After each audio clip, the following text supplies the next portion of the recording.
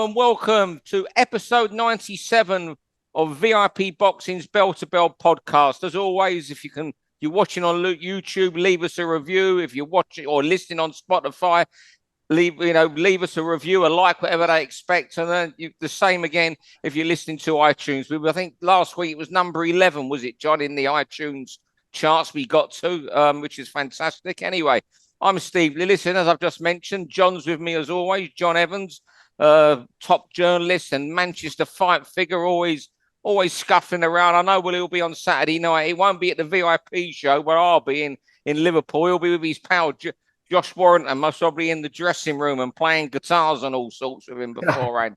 Anyway, thanks for coming on, John, as always. And tonight's special guest, making his third or fourth bell-to-bell appearance, super lightweight contender and a VIP boxer, Tom Farrell. Tom, first of all, thanks for coming on and giving us some time. I know you're hiding in your car in case your baby gets woken up by a racket from us three. Great of you to come on. And just gosh, you were now nearly a couple of weeks after your loss against Harlem Eubank. The dust has settled. How are you feeling now? And when you look back on that fight, what are your thoughts, especially could you have done anything more after round 4? Do you know what? Yeah, I feel like I knew straight away. I think hindsight's great, isn't it? I knew I hurt him, but I felt like I'd hurt him in round 4. I felt like I'd hurt him a little bit in round 2, and then round 3, I felt like I was boxing well. So when I hurt him in round 4, I jumped on him a little bit and I thought, take your time because you're gonna get him. I thought you've got a good little foot in the fight here, and don't rush it. You're gonna land again. So I thought, don't rush, take your time, and then he come back then in round 5 and he had a good run, and he turned it back his way a little bit. So yeah, I think maybe a little bit of a missed opportunity to put the pressure on him to maybe change the fight completely, but. No, as I said, hindsight's great, isn't it? And I give everything I had early right up until the 10th round, but just fell short. So I don't think I could have done a lot more differently other than just have a little bit more put it on him in that 4th round. But no, it's one of them things. Was he better than what you were thought, or was you surprised at him in the second half of that fight? I think I knew he was going to be. I knew how good he was going to be. He was sharp, but I don't think he was like particularly better than me. I think he was just sharp, and he kept his sharpness. I thought he might tire a little bit. Thought he might start fading, but his sharpness remained throughout. To be honest, it was, and then probably when I started trying to force it a little bit later on, I think that's when he started having a bit more success because he could read a little bit more. But yeah, no, I think he was as good as I thought he was going to be, and. I don't think I was ever hurt in the fight. I was never like troubled. I think he caught me a couple of times where the crowd were made up and they were loving it, but I was never ever rocked. If anything, I felt a few of the headshots or the head clashes or back the headshots, but I know I was never in trouble. I felt like comfortable throughout. It's just as I said, maybe looking back should have maybe went for a little bit more in that 4th round. What are you going to do, Tom? Are you just taking your mind off your career for a bit now? Have you got plans moving forward in the new year? What's the idea? I feel like everyone's asked me this, like, what are you gonna do now? Are you gonna jib it? I'm like, no, definitely not. Like, I don't feel like I've still got more to give. I didn't feel like out of my depth, like with Harlem Eubank. I didn't feel like he was that much better than me. I think it could have been deemed different if obviously ever exploited that 4th round a little bit more. And I still feel like there's decent fights out there for me. So while I still feel that way, like, and I still felt fit and I still felt strong. I had a good camp and I felt good in there. And I enjoyed it.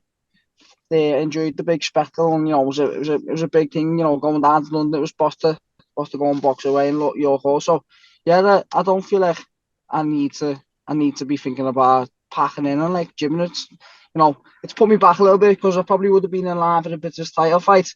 I haven't won that. But it doesn't end there, does it? I could get myself back into contention with that. I was thinking about weight. I was thinking about weight or different opponents, Tom. You can't be retiring at your age. Jesus, if you retire at your age, we all live through you, lads. You can't be packing it in at this age. I was thinking of some No, like local no, derbies or something like that. listen, yeah, like I think that's the first time I've made 10 stone for like 3 years, which Yeah. showed that I can still do it. But yeah, if there's decent fights up at welterweights, you know, I'll explore that. But at the minute, I think like welterweights still my weight. Just felt good and I felt strong for it.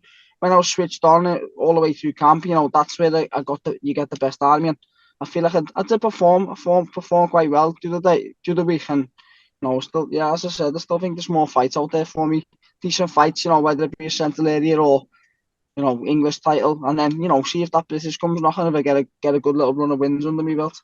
But you haven't got, I know Woody, he's always toy, hasn't for a couple months now, but he still wants you to get your manager's license, doesn't he? And manage all his Liverpool fighters for him when you retire, doesn't he? Is that still the plan? Yeah, he said he was going to get me before, but I haven't got it yet. So I do want to I will do that. So I'll get me managers and me trainer's license as well. But that's a little something for down the line. But yeah.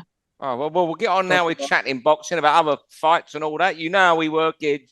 Tom, John rings the bell, and after 3 minutes, we have to zip it. So it will fire away. John, are you ready with your timers and bells all and ready everything? to go. Round one, and you're going to start us off with a subject we're going to finish with as well in round 6.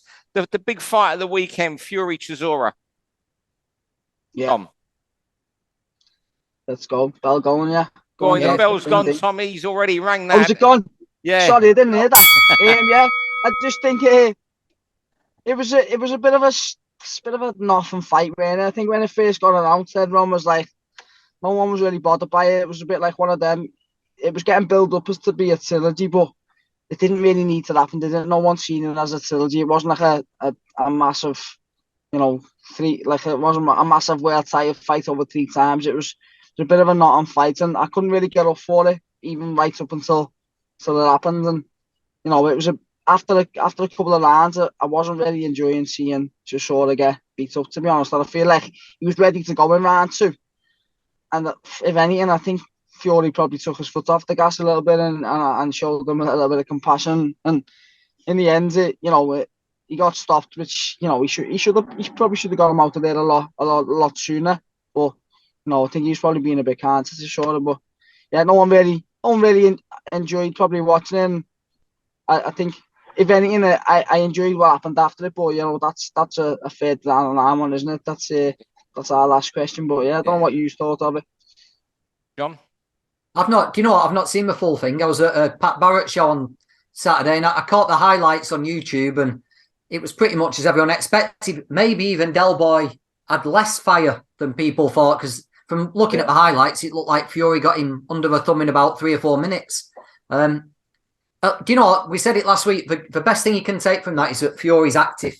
He stayed in the gym. He stayed in the ring. He kept his name there. Got in the mix with some other people we'll talk about later. And I think that's the best thing you can take from it, really. Yeah, I'm like you, John. I haven't even seen the highlights of it.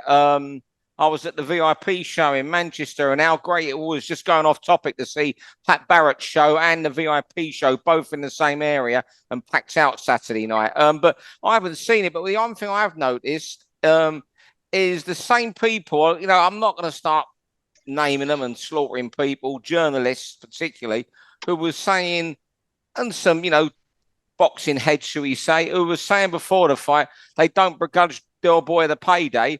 The same voices are now saying he shouldn't have been in there. Well, you can't have it both ways.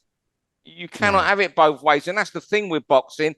There's so many double-edged swords, double standards. It gets to me. That's the sort of stuff that gets to me more than anything. But I think it was always a fight that, you know, we said last week, Fury could have finished it any minute, any second of any minute that he wanted to. And in the end, I mean, I haven't seen it, but a lot of people whose judgment I trust seem to think that the corner should have acted a lot earlier, and Victor Loughlin shouldn't have done their job. Is that right, Tom?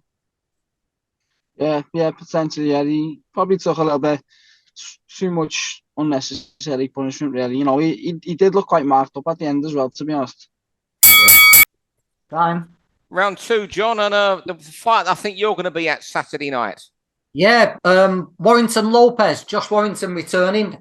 First defence, isn't it, of his second spell.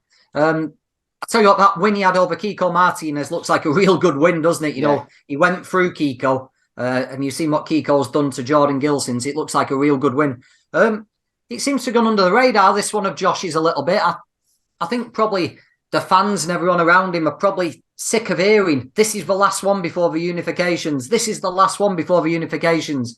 But I think this really is the last one before the unifications. If he can get rid of this mandatory challenger Lopez, there's nowhere else for Josh to go. He's cleared his mandatories. The other guys haven't got fights lined up. It's got to be Josh against one of the other champions, or maybe a trip over to America. He's got to get past Lopez. Fingers crossed his jaw holds up. I'm sure it will. You know, he's been through the sparring and everything like that. And then hopefully we can finally see these fights that Josh has wanted for probably 3 or 4 years now. Yeah, it's a fight that's got under the radar. Obviously, the World Cup's taken all the national interest. And Josh has always been one of those fighters, whoever he's been promoted by. He seemed more of a massive regional name, like he is in Yorkshire and the North, than he is in London and the South. It's bizarre how he's been packaged and sold over the years. But this fight, John, I think is a really hard fight. I was told a promoter come up to me about, when I was at a show in Grays for Fight Zone around September time or August time, and said, this is a fight really hard for Josh and they don't fancy it. And I've been speaking, he's been down in the West Country training for a week, the other guy. And they're really confident, and someone I know is in the camp working with them, and they are convinced that Lopez wins. I think he's won 4 of his last 5 by KO, and I think his first 4 fights are all points wins, and 15 of his 22 wins have come inside the distance. It's a real hard fight, this, for Josh, and people are overlooking this, not Josh's camp, but a lot of people aren't realising, I don't think, what a hard fight it is. I think one of his losses was a decent points loss to Vila, who gave Navarrete a good fight a couple of years ago. A hard fight. Are you familiar with this fight, Tom? No, what, to be honest, no, I wasn't too sure on who he was even fighting till he sent the questions over. He was having a little look, but yeah, it could be a potential banana skin. And obviously, you know, I like Josh, and you know, with him being a VIP, Steve would look after fighters. Always want them to do well. So yeah, I hope he does the job, and you know, bigger fights and go from there. Then, can't he? John, you know Josh. Sorry, John. You know Josh better than most of us, and you know most journalists. You spent more time with him than most. Do they realise how hard this fight is the weekend? Do you think? Yeah, but he came over and beat Isaac Lowe a year ago, didn't he? That's right, of course. Yeah, you quite forgot about that. Yeah, and they've been speaking to Isaac about it. He's a bit of a mystery man, like Mauricio Lara was a mystery man. You know, a heavy punching, come forward Mexican. But this time, we know what he brings. We've had sparring partners to replicate him. You know, he's small and aggressive. So they've had small, aggressive sparring partners. For going into it totally different than we did the Lara fight. We know exactly what to expect. But like you say, this guy looks a real handful. I'll tell you what it will be. It'll be a great fight. Yeah, it will be. It certainly will be. All right, round 3. License to Thrill. I'd say I think we've never mentioned on the pod before, I know pretty well, and you look back at his fight. Tyrone McKenna, you might disagree with me. I think arguably, in my opinion, I think he's the most exciting British and Irish fighter there is now. You know, you guys might have your own favourite. He challenges Liam Taylor on Saturday for the WBO European welterweight title, or a fight where, you know, we're bigging up, or I'm bigging up McKenna. A fight Taylor's most probably favourite to win. I just think it's only the really good men that beat him, like O'Hara Davis, Pro Gray, Jack Catterall. And I remember seeing some of these wars, the Mimouni War, the Lewis Benson War. I just think there isn't a more exciting fighter around in Britain, British and Irish shores. I don't know. Are you familiar with Tyrone, Tom? He's obviously someone you could fight if you moved up the welterweight. Yeah. Do you know what? He's been on my radar for a bit, because he was a super lightweight. I think he might have even called me out on Twitter once at one point. But yeah, I'd love a fight with him. You know, he loves a fight. You know exactly what you're gonna get with him. He's not gonna be running away. He comes and has it. So that's right up my street. I like a bit of a fight. So yeah, I definitely wouldn't mind a good fight. He's an Evertonian as well. So we could get an all Evertonian bash on down the line. I say he is a big Everton fan. Yeah, he is a big Everton fan. John, how exciting do you think he is, John Evans? I like watching him, but Tyrone just seems to have decided to be a crowd pleaser, doesn't he? He talks it up. He's not hiding the fact that he's going to try and make it into a war. I tell you what, Liam Taylor won't go hiding. If McKenna wants to put it on Liam Taylor's going to meet him head on. Yeah, it's another great fight on Saturday night. That is. I just think he's so exciting, and as I say, I remember when he fought O'Hara Davis, and he tried to be a bit tactically clever and have a boxing match with O'Hara Davis. I spoke to him a week later. I did an interview with him for the VIP site. It might have been then he called you out on VIP. He did do an interview for VIP YouTube, and he vowed he would never ever do that again and try and box someone. And every fight has been the same. And this fight on Saturday, I maybe fancy Liam Taylor to win, but what a fight it is. Yeah, it's a cracker. Yeah, it's a good fight. Round 4 over to you, John, and a fight that takes place next Tuesday. Yeah, when we were thinking of topics, this one just popped into my mind, and with the timing, we had to speak about it today. Now, David Avanesian's got a tough task going over to Omaha, Nebraska to fight Terence Crawford this weekend, but I think Paul Butler's got the toughest task in boxing next Tuesday. He's going over to Japan to fight the Monster Inoue in a total unification of all the titles. Gone under the radar. Another fight that's gone under the radar, and Butler should be getting more attention for this because this is as tough as it possibly gets. Inoue looks completely unbeatable. Anyone who's gone over there in the past, think back to Jamie McDonnell got done in a round or two when Jamie was flying high. Butler's got it all to do. I'm not sure how he goes about it, to be perfectly honest with you. Just the same as Denzel fighting Yanni Beck over in Las Vegas. We couldn't figure out a plan for him to follow. He surprised us. I can't figure out a plan for Paul Butler to follow here, and I'm not sure he will surprise us. But fair play to Paul and good luck. Tom. Yeah, they're the fights that that's what your whole career surrounding. To be undisputed world champion. So I think people have been slagging Paul off and giving him loads, and yeah, fair enough. No one really gives him a chance, but stranger things have happened. All it takes is a bad day for Inoue, or he might get a little bit sick, or anything can happen in boxing. So yeah, it might be an impossible task on paper, but you need to just believe in himself, and I'm sure he has all the way through camp. And it's good fuel to the fire to go and try and prove the doubters wrong. And as I was saying there, that that's what you want to be in boxing for. He's the only other world champion, so there really is no one else for Inoue or him to be facing, is it? Unless you want to just defend his title, but this is the crown jewels, isn't it? If he wins this fight, he can't win anything else in boxing. He's undisputed world champion, so you've got to be bold and brave, and he's tough as they come, Paul. So he's gonna give it all he can. So yeah, credit to him. I hope he does the job. Yeah, it's a monumental task, but you know what? He deserves this as much as most people, if anybody, around that division. I mean, I've seen a few of these snidey remarks about he don't deserve that, but he's had an excellent career, whatever. But if he wins, I put it on par with, I'll put it as bigger upset than when Hannigan beating Curry. I'll put it bigger. Yeah, bigger than that. I put it up there as that. I mean, look. You just want it to go well for Paul to give a good show of himself. We almost had an idea how we thought Denzel should fight as the other week. Go take it to him, which he did in the second half of the fight. Just not when we said Denzel Bentley the other week when he went to America to fight Janet Beck. But you just wish Paul the best. But what worries me is I remember when he cannot.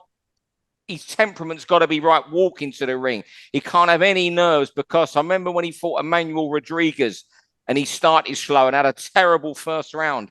And he recovered brilliantly. He showed some balls to go the distance that night. So he took a shell in early doors. He can't do that in Japan, because if he has a slow start, it'll be over. But you know what?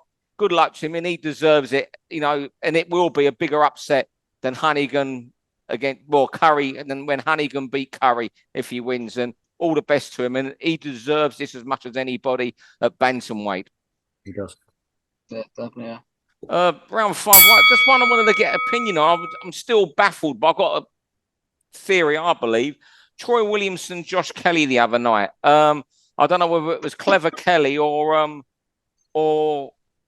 woeful Williamson. I don't know what it was the other night we saw there. Look, take nothing away from Josh. He was cute on the night, did what he had to do to win. But I'm convinced that, I know Troy has always denied it, and I've said this before on this pod, I think he's absolutely dead at that weight, Troy Williamson. I remember Buncey telling me when he turned professional from the GB squad, they were going to start him at middleweight and believed he'd end up super middleweight.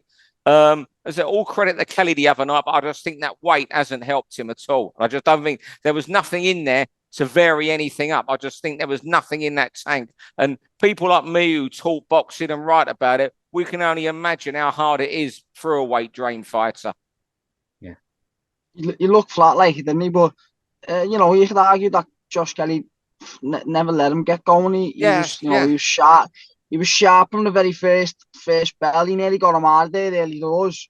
And then obviously once he started, obviously Williamson started trying to force the fight then, and Josh, credit to him, didn't show any signs of fading, did he? So yeah. I think that was always he was always going to start sharp, but I think Williamson just banked on Josh Kelly starting to fade, and he never. So I feel like he couldn't get going into the fight. But I do think like I have half expected, a bit of a weight move up, and I think that might be a sort of a thing for him, because I remember when he boxed Mason, like seeing the size of him against them, was like he's massive, and he's massive for the weight. So I imagine it must be tough for him to make light middleweight.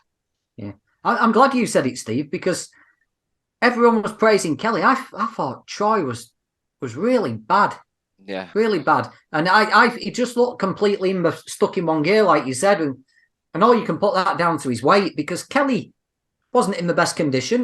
We can say that. When he was on the scale, he did the weight, but he didn't look great. A bit fleshy still, didn't he? Yeah. He did, yeah. And Troy didn't do anything to try and empty that tank, like you said, Tom. It was like he was waiting for Kelly's tank to empty. Yeah. But Troy didn't do anything to empty it. I don't think he settled for a defeat. I think he was trying right to the end, but he just had nothing in him. It was almost, as I say, when you haven't boxed, at any sort of level, it's hard for people like us to. It's hard to criticise, to criticise and gauge it, and I loathe journalists when they start laying into fighters like this. But it was almost as if, and Tom might identify with this, that he knew what to do, like go to the body, and just couldn't do it. That maybe you can identify with that more, Tom. With do you know what? Again, you could probably have a little look at his last few opponents. Like really, if you look at the way Josh Kelly approached it, he was always on the back foot, always moving, being tricky. Whereas, against obviously Mason was engaging with him at times. So he could have a little bit of success back and forth against Mason, because Mason was always there. Again, before that, he boxed Cheeseman. Cheeseman was always there, and obviously he looked great against Cheeseman because Cheeseman wasn't there to land on. So, like, his last few opponents have been there to be it, whereas Josh Kelly was just never there, so he's just always frustrating him and making him fall short and miss. So, I think how Kelly approached it is a big part of to play, and how Williamson looked. I don't think he let him. He let him look good. Right, final round. It's your second topic, Tom. Tyson Fury, and what's next for him? What's your opinion? I think, as I was saying before, I didn't really enjoy watching the fight with Chisora, but it's not normally like me. But I loved all what went on after it. It was a bit like the WWE, bit of wrestling, all kicking off, fighting, not fighting, but like arguing, shouting out each other's mouth in the ring. But I actually loved all that about who we could potentially fight next, and I think it's got to be, ideally it's going to be Usyk. But I'd absolutely love to see Joe Joyce in there. I think it'd be an unbelievable fight. I think I'd still favour Fury against Joyce, but he's an absolute animal, and you don't call him the juggernaut for nothing. So I think he could quite easily cause an upset, but it's an intriguing fight. The only worry was Fury saying he might need a bit of an operation or rest on his hand, his elbow, or he said his hand was sore as well. So again, I don't know I don't know what time frame that's going to be, but I think either of them fights, I'd love to see them. Probably more so and you've got more chance of that happening than Joshua. I don't think that's ever going to happen. I think that's always going to be dead in the water. But yeah, I think a fight with Usyk or a fight with Joe Joyce would be unbelievable. Yeah, I'm with you there, and I think I was told a while back that if he doesn't fight Usyk, the Joyce fight's done, and if he does fight Usyk, he's going to fight Joyce in the summer. I know Usyk's for all that, is more globally, it's a much bigger event because of titles and who they are and what they've done, but I'd love to see the Joe Joyce fight because Tyson would be shouting him out and rattling him, and Joe would just be looking at him because he says about 2 words. He just doesn't engage in that side of boxing. But you know what? I would love to see that fight almost more than Usyk because Joyce will just be ploughing forward all night. And I go back to the Parker fight with that right hand Parker hit him with. And he just didn't move. He just carried on with that high guard, walking forward. I know Usyk's the glamour fight globally, all the belts, and I'm sure that's the one that means more. But from my perverse, point of spectrum, I would love to see him. I'd love to see Tyson Fury versus Joe Joyce. You know what? It would sell out Wembley. Honestly. Imagine if we get them both by the end of September. Imagine. I think that's the plan, John. I think it was great, wasn't it? February for Usyk and Joe at Wembley in the summer. I would love to. I'm with you, Tom. That Joe Joyce fight really excites me. Of all the big heavyweights, the only two that have actually really got it on are Wilder and Fury, isn't it? Yeah. There seems to be no willingness between everyone else to fight. But to see those 3 guys, and I think they're the top 3 in the world at the moment. What? Fury, Usyk, and Joyce. Fury, Usyk, Joyce for me. And I'd have Wilder number 4. I'd have Usyk, Joyce above Wilder because he's undefeated and he's coming off that win over Parker. And that's how I'd have it. But to see them all there and all seemingly interested in wanting to fight each other and there's a plan to get it done. And maybe for the first time in ages, we might actually get a series between the top 3 or 4 guys. I can't wait for it. And you've got something for the purists, haven't you, with Usyk and Fury out fainting each other. And then you've got smack. You've got Joyce and Fury. I'd love it. I would love to see Joyce. I mean, Joyce and Fury, I would absolutely love to see next. I mean, I'm sorry, because I think if Tyson fights Usyk, we know what he's going to do. He's just going to go and make sure, use his jab in and out of range. We know, we think we know what he'll do. You never know with a lunatic like Tyson. But no, that's the fight. I'd love the Joyce fight. Could Fury even get any psychological edge? Could he win a mind game against Joe Joyce? I don't think Joe would give a shit. No. I mean, I don't think he would. I remember. I don't think he can against Usyk either. No, I don't think he can against Usyk. I think when he was shouting at Usyk was just bumped. He wasn't phased whatsoever. He was just staring at him. I don't think he was listening to anything he was saying. He's just staring at him. He's like, I'm here, I'm ready. Yeah. Well, it's a big part of Tyson's game, isn't it? Yeah, it is. And you just have to see Usyk. He's mad as a March chair anyway. He'll just laugh at all that. Joe would just look and think, what's he on about? I don't even want to be at this press conference. I just want to fight him. I mean, remember when Joe fought Daniel Dubois? He's had to stop playing a video game or whatever they're called. He's gaming in the dressing room. I think you know this as well, John. He had to stop doing his gaming to have the fight. And he weren't very happy about having to go in the ring and fight. And afterwards, he's got to do all these. He's won the fight, the best win of his professional career. People were tipping against him. He's gone back to the dressing room. They're waiting to do his urine sample, and he's got his media, and he won't do any of it till he's finished this game he's playing beforehand. Yeah, he paused it, didn't he, before he went in? Paused it, yeah. But I tell you what, should we talk about Dubois quickly? Yeah, I haven't seen the fight again. You two might, so I know Tom's seen it. That was a mad one. Yeah, still can't get my head around that. I think he was definitely hurt. I don't really think it was the ankle either, to be honest. It looked like it didn't really seem like his ankle had went, so but I don't know whether it's come out any different, but it looked like he'd just been hit off a bit of an edge shot and so he went down 3 times in the first round, and I think it was only after it. Isn't the WBA meant to have a bit of a 3 knockdown rule? Yeah, but it's under British. You fought for their titles, Tom. Yeah, it's the border control rules here. I think it is. So yeah, well, But So we you know got what? He went down off the first one, didn't he, on the top of the head? But then the other two, he didn't take a shot. Yeah, no, it was like delayed reaction. It was like he'd missed with his own shot, but it seemed to me like his equilibrium was a little bit gone still, and that's maybe why he's took a knee, so he didn't take any more shots. But you don't know. Only he knows really, doesn't he? So, and you know, I wouldn't really front him about it, to be honest. Oh God, that was sink or swim for him, wasn't it? If he decided to stay on one knee there, he was done. Yeah, he come back and won. But I mean, I never saw the fight at the weekend, but I think what it does show for Daniel is that it's good that I know he's got this WBA regular belt and it's going to earn him money. It's good that there's a procession of heavyweights before him for the big marbles. Yeah. He's still, them sort that it looks like he's still some way off them. Yeah.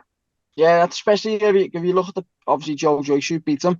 I think at the time I was sold. I thought Daniel Dubois was gonna steamroll Joe Joyce, and I had to bet with my mate, and like my mate was like, no, the Juggernaut's gonna do him, and like I couldn't believe how much Joe Joyce dealt with him, to be honest. So yeah, he's a way off, isn't he? If you look at the big boys. It's funny. It just makes me laugh every time I hear someone say the Juggernaut. The Juggernaut. It's a great nickname.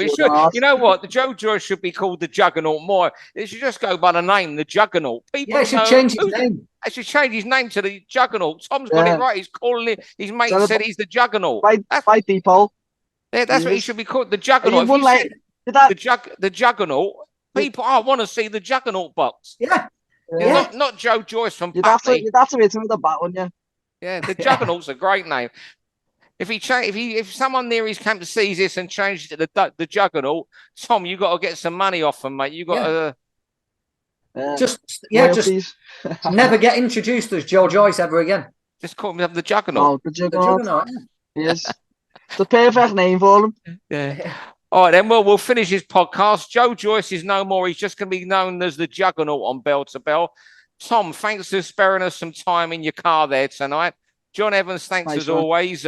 Thanks everyone for listening. And as always, we'll get you back on in a few months, Tom. And good luck with Chris. Have a great Christmas and get back in the gym soon and back to what you do best. Nice one, boys. Sorry for having me on.